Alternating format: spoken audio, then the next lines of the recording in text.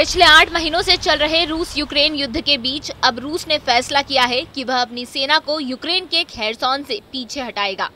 ये वही इलाका है जहां पर एक वक्त रूसी सेना ने अपना कब्जा जमाया था। पिछले 8 महीनों से चल रहे इस युद्ध में रूस के इस फैसले को काफी अहम माना जा रहा है।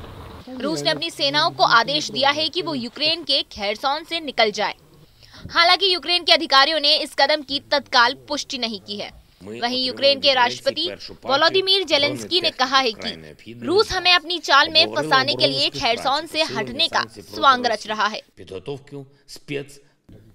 बुधवार को यूक्रेन में रूसी सेना के अपर कमांडर जनरल सर्गेई सुरोविकिन ने रक्षा मंत्री सर्गेई शोइगु को सूचना दी थी कि खेरसॉन और पश्चिमी तट के दूसरे इलाकों में सामानों की आपूर्ति करना पॉसिबल नहीं है। ये एक बहुत ही मुश्किल फैसला है। पश्चिम इलाके को यूं सक्रिय रखना जानलेवा साबित हो सकता है। दूसरी तरफ शोइगु ने जनरल की बात पर सहमति जताई और सेनाओं को वापस लेने का आदेश दिया। साथ ही पूर्वी मोर्चा संभालने को राजी हो गए।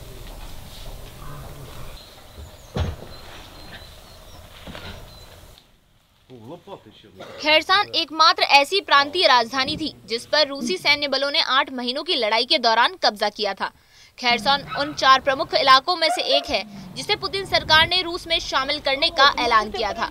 रूसी सेना कई हमलों के बावजूद यूक्रेन की राष्ट्रीय राजधानी कीव और दूसरे सबसे बड़े शहर खार्किव पर कब्जा करने में नाकाम रही। खार्किव से भी रूस को जल्दबाजी में हटना पड़ा था और अब खेरसॉन से अपनी सेना को हटाने का फैसला लिया है। यूक्रेन के राष्ट्रपति जेलेंस्की ने रूस का कब्जे वाले युद्ध क्षेत्र को खाली करना पुतिन की एक और चाल बताया है। उन्होंने इसे नाटक करार दिया है। वहीं गवर्नर यारोस्लाव यानुशोविच ने शहरवासियों को आगाह करते हुए कहा है कि अभी से खुशी मनाने की जरूरत नहीं है। बीते सोमवार की देर रात को ही जेलेंस्की ने अंतर्राष्ट्रीय समुदाय से रूस को वास्तविक शांति वार्ता के लिए मजबूर करने का आग्रह किया था और बातचीत के लिए अपनी शर्तों को सूचीबद्ध किया था। यूक्रेन की सभी कब्जे वाली भूमि की वापसी, युद्ध से हुई क्षति के लिए मुआवजा और युद्ध अपराधों का मुकदमा चलाना, ये सभी शर्तें शामिल है। खेरसॉन की आबादी करीब 2,80,000 है। साल 2014 में क्रीमिया से अलग होकर ही खेरसॉन प्रांत बना था। यूक्रेन आज तक क्रीमिया के अलग होने के सदमे से उबर नहीं पाया है। ऐसे में अगर खेरसॉन भी उसके हाथ से चला जाता तो यह बड़ा झटका होता।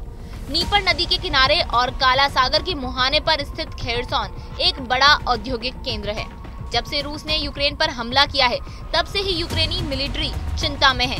नीपर नदी की वजह से भी खेरसॉन काफी अहम हो जाता है। खेरसॉन के जरिए रूस सीधे काला सागर तक पहुंच सकता है।